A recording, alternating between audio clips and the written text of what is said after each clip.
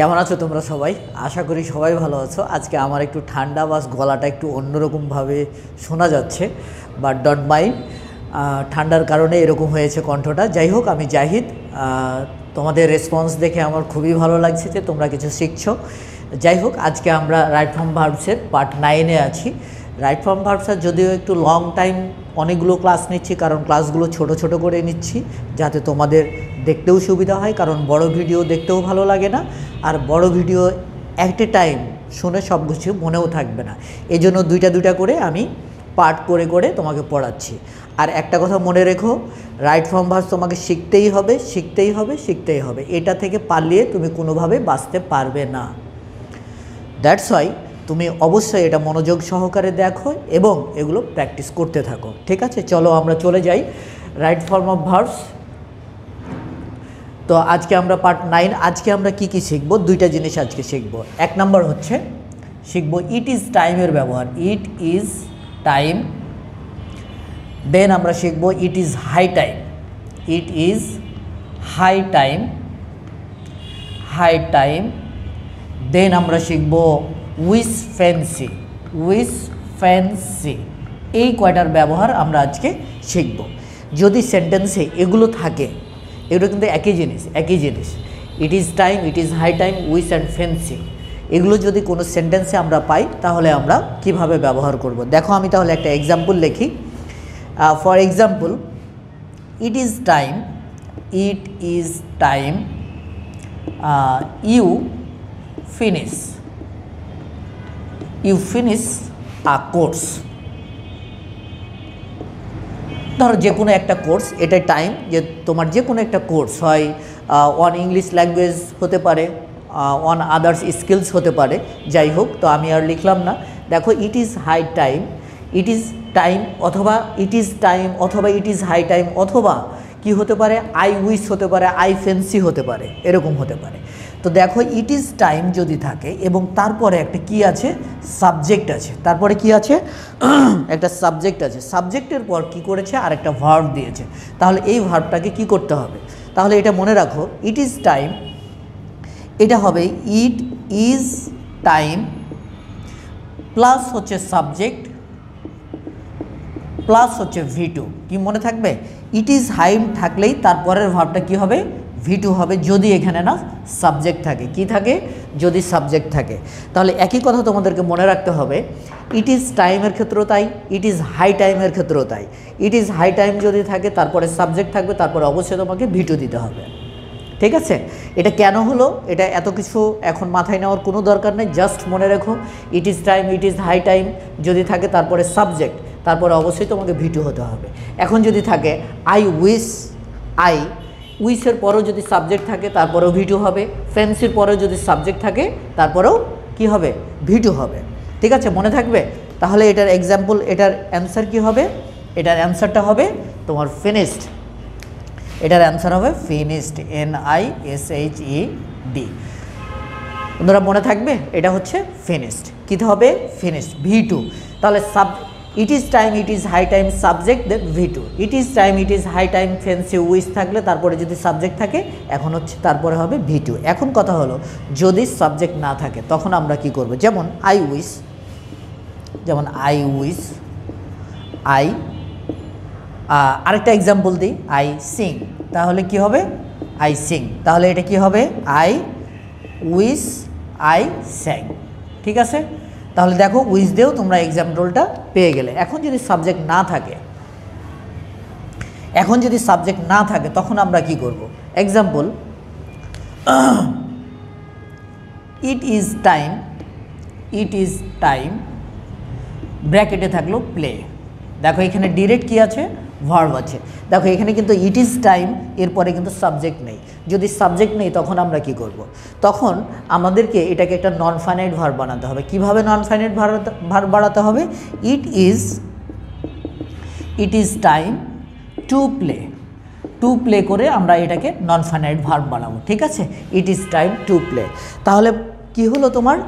It is time, it is high time, wish ফ্যান্সির পরে যদি সাবজেক্ট থাকে তাহলে তারপরের ভার্বটা V2 হবে। আর যদি it is time, it is high time এগুলোর পরে যদি সাবজেক্ট না থাকে তাহলে ঠিক ভার্বের আগে কি হবে? টু হবে। বিষয়টা ক্লিয়ার? খুবই সিম্পল। ওকে, এবার চলে যাই নেক্সটে।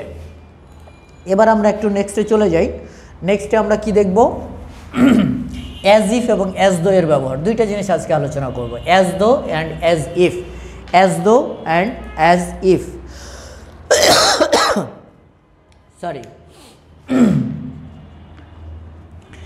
অ্যাজ ইফ এবং অ্যাজ দো একই জিনিস।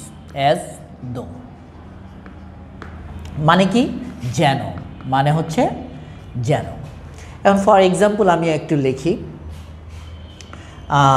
হি বিহেভস,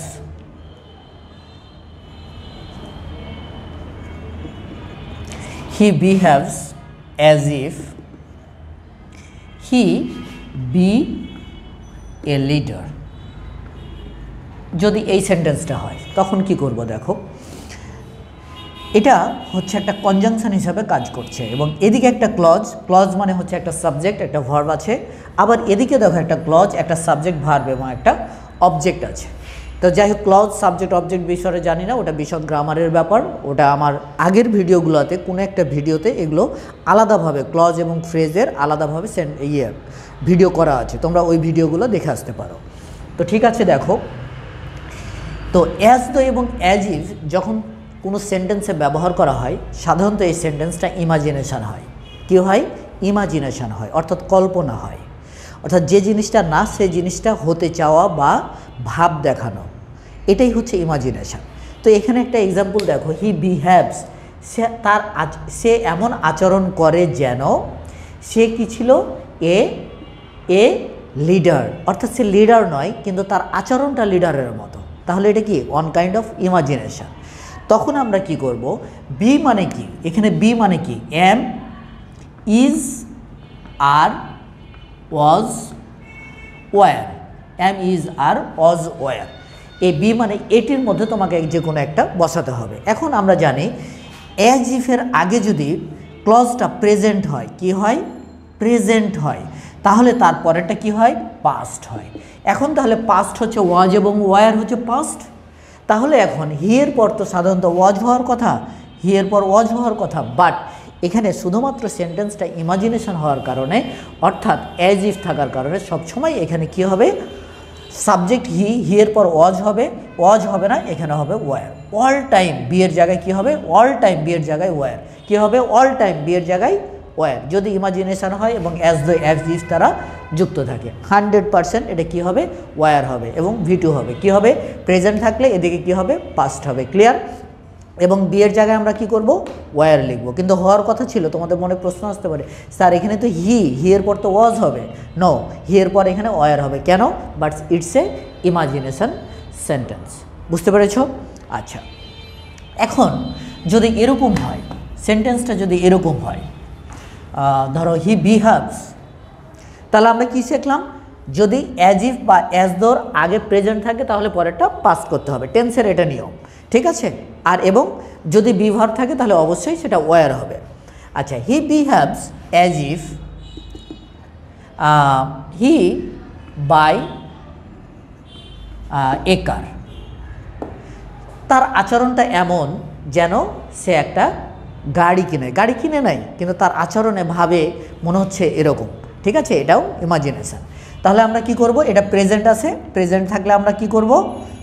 পাস্ট করব। এটা কি করব? পাস্ট করব। পাস্ট মানে হচ্ছে ভি2, পাস্ট মানে হচ্ছে কি? ভি2। তাহলে বাইটা কি হয়ে যাবে? বট। এখানে কোনো ঝামেলা নাই, বাইটা কি হয়ে যাবে? বট হয়ে যাবে। বাইটা কি হবে?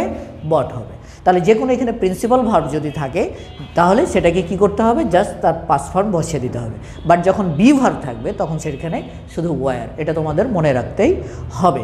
ওকে, এখন আমরা দেখব টেন্সের আরও কিছু ব্যবহার। টেন্সের আরও কিছু ব্যবহার, এটা তোমরা আশা করি ক্লিয়ার হয়ে গেছো। টেন্সের আরও কিছু ব্যবহার দেখব। যদি এখানে বিহেভস অর্থাৎ প্রেজেন্ট নাই, এখানে যদি তোমার পাস্ট হয় তখন আমরা কি করব? যদি এখানে পাস্ট হয়, he behaved as if he buy a car, তাহলে আমরা জানি এখানে যদি পাস্ট হয় তাহলে পরেরটা আমরা কি করব? এক স্টেপ এগিয়ে যাব। পাস্ট কি? পারফেক্ট। Past perfect, sorry. তাহলে অ্যাজ ইফের জায়গায় আমরা কি করব? প্রেজেন্ট থাকলে পাস্ট করব, আর পাস্ট থাকলে পাস্ট পারফেক্ট করব। তাহলে এখন কি করবে অ্যান্সারটা, he behaved as if, he past পারফেক্টের স্ট্রাকচার কি, হ্যাড প্লাস কি V3, তাহলে কি হবে, he had bot, he had বট এ কার। বুঝতে পেরেছ? তাহলে এখানে আমাদের কি হবে, প্রেজেন্ট থাকলে অ্যাজ ইফ অথবা অ্যাজ দো এই দুইটা যদি থাকে তাহলে এদিকে কি হবে, এদিকে যদি প্রেজেন্ট থাকে তাহলে এদিকে কি করতে হবে, পাস্ট করতে হবে। আর এদিকে যদি পাস্ট থাকে তাহলে অ্যাজ দো অ্যাজ ইফের পর কি হবে, পাস্ট পারফেক্ট হবে, পাস্ট পারফেক্ট। ক্লিয়ার? আশা করি তোমরা বুঝতে পেরেছো। এই জিনিসগুলো তোমাদেরকে মনে রাখতেই হবে, কিছুই করার নেই, পড়তে হবে, তোমাদের পড়ার কোনো বিকল্প নেই।